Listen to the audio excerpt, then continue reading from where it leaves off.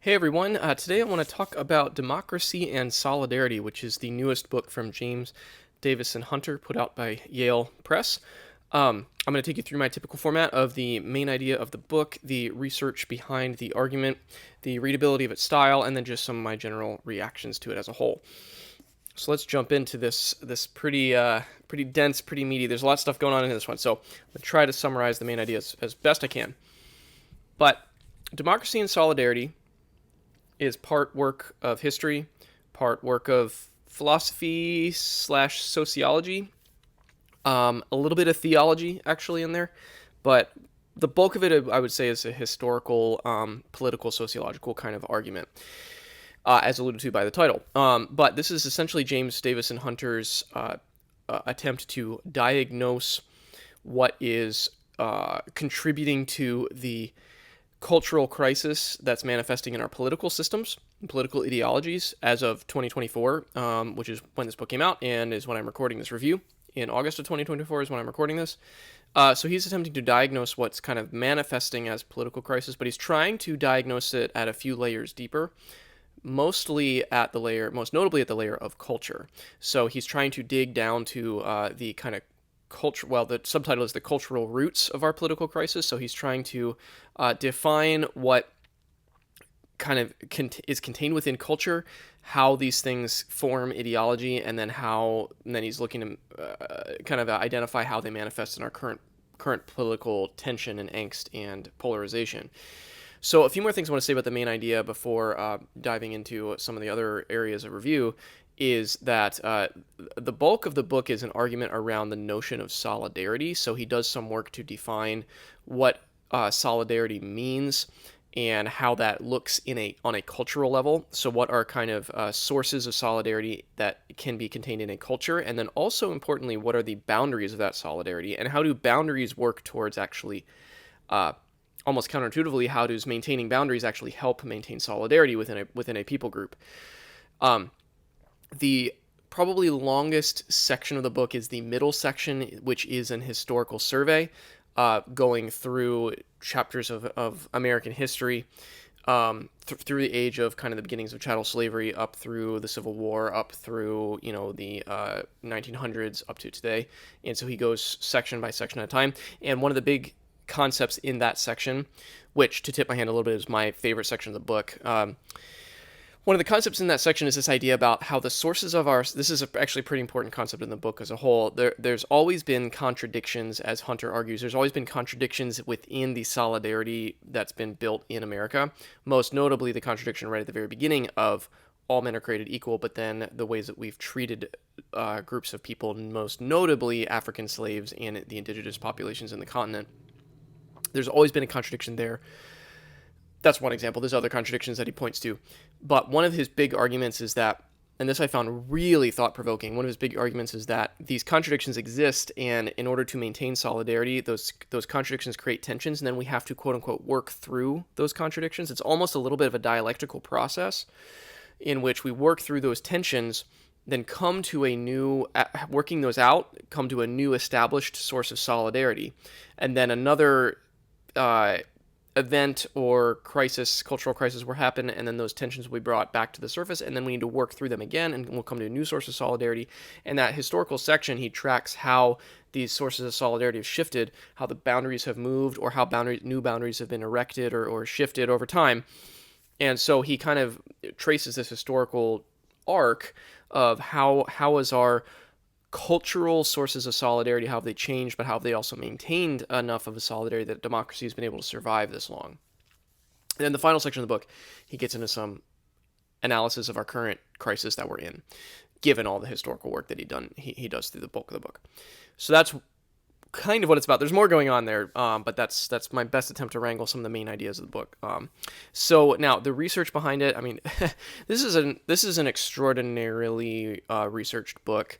I love the angle of culture, but he ranges widely from historical and philosophical, and from my appreciative view, religious and theological sources. So he pulls on a lot of cultural theory. He pulls on a lot of theological work very well, in my view.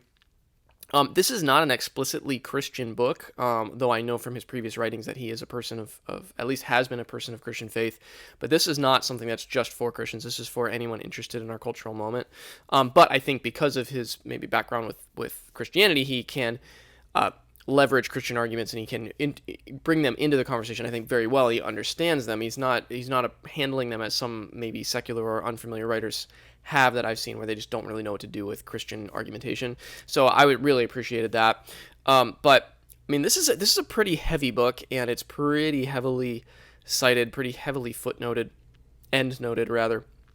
But I was constantly flipping back to the endnotes, and some of the endnotes are very long digressions that couldn't be included in the main argument where he goes down rabbit trails. So it slowed down my reading a good bit, but it also lends a lot of nuance and kind of developed thought to the overall argument that he's making throughout the text. So if you're the kind of person that can or that likes to, or at least can handle reading that way, I recommend reading this book that way, where you keep flipping back to the end to keep backfilling the points that he's making. But I mean, it's all over the map in terms of all the stuff he's researching, because he's making a wide argument about politics, about culture, about religion, about theology, about history, about sociology. I mean, it's all there, and he worked hard to research.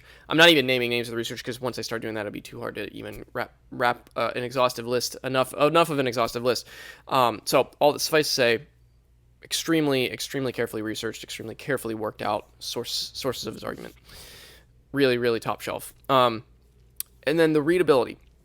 I alluded to this being a little bit of a slow read. And yeah, this one took me a little bit longer than normal to chew through than I normally would a book of this kind of type, because it's so wide-ranging, and because it's not it's pretty dense in terms of the amount of stuff he's working out, but it's not stylistically inscrutable at all. I actually found it quite understandable, page for page style, but it's a lot. He's moving through a lot. And it also, certain sections of the book feel a little bit like collections of essays, which can feel a little disjointed, in particular that last section, which I'll comment on in my reaction. But the historical section, the whole middle part of the book, for me, is just pure gold. If that was the whole book, this would be 5-star, one of the best books of the year for me. I loved that whole middle section, that historical survey, that historical zoomed out view.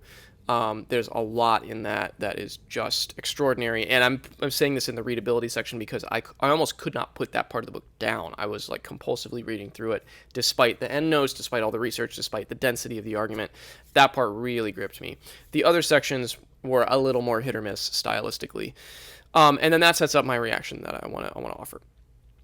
So I did not love this book. As much as I loved that middle section, I did not love this book, but I really liked it, and I think it's very important, and I would highly recommend it if you're up for doing a little bit of heavy lifting with your reading, and if you're interested in, especially in our kind of cultural situation.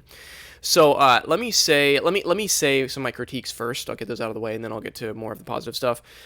For me, the book took a bit of a hit in that last section, which is titled Late Stage Modernity, I believe is the last section of the book. There's nothing bad there, but it felt like the coherence of the arguments didn't hold together as well when he got to that last part, and it felt a little bit like the book kind of runs out of steam. It felt like feels like it doesn't know how to like really decisively land the plane, so to speak, with the argument that he's spinning up. And I think that was disappointing to me because I love that middle section so much, and I was like, oh my gosh, where is he going to go with this historical groundwork that he's laying? And kind of what that last section is it feels like a collection of disparate essays that are just kind of commenting on different aspects of our culture, like nihilism and polarization and things like that. And it also has a little bit of a bleak, doesn't exactly have a super constructive way forward. I think that could have been developed to be a little bit more robust. So I don't know if that last section was just culled from previous essays that he's written and articles he's written and just kind of cobbled together into an ending of a book, but it was disappointing. That last section was disappointing, even though a few of the specific chapters, like the chapter on nihilism, was very good, and I really liked it, and I really agreed with it, so I didn't disagree with the analysis per se. I just felt like it just didn't feel like it quite belonged in this book, and I feel like, it was disappointing. Okay, that being said, I don't want to overstate that critique, because there's a lot to love in this book.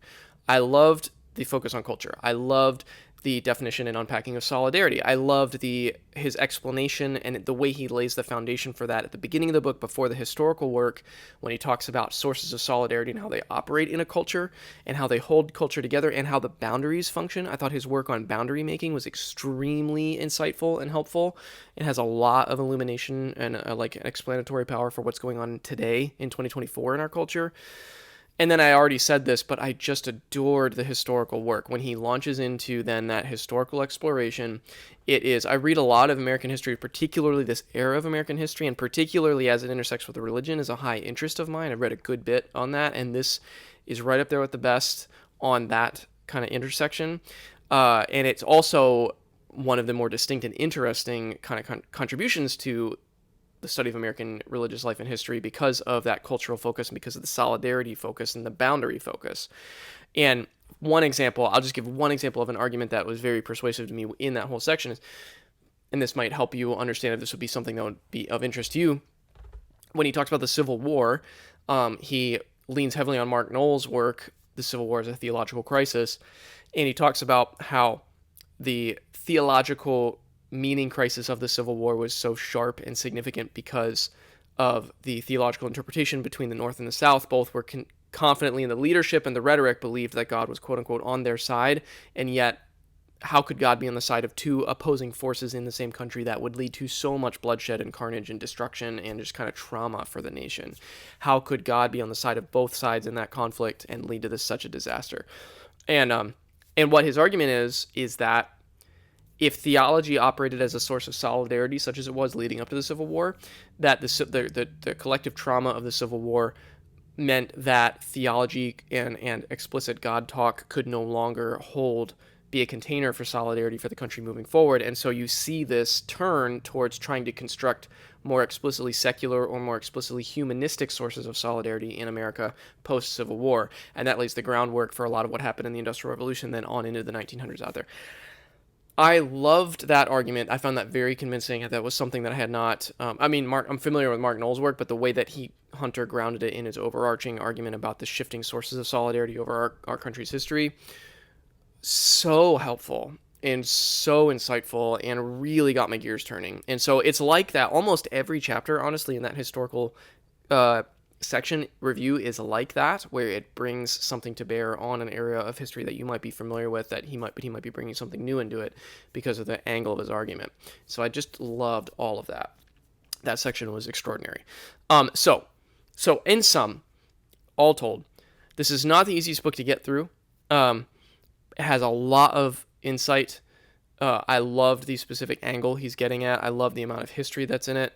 I found the ending lackluster and a little bit disjointed and was disappointed in those last few chapters. That does not negate all the insights of the earlier parts of the book, as a whole. And I want to say all that to set you up as a reader, potentially, if you might be interested in this.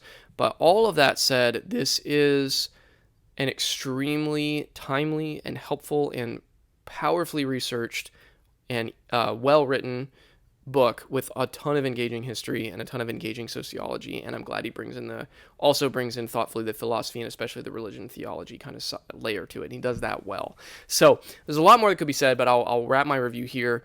Hopefully that gives you a good sense of whether this might be a book you want to spend some time with, because it is a bit of a time commitment. It's a bit of a sink of energy to really get through it and try to wrap your mind around what he's doing here, But for those who are willing to do that, I think you're going to gain a lot from reading this book. So that's my thoughts on Democracy and Solidarity by James Davison Hunter. As always, thank you for taking some time to watch.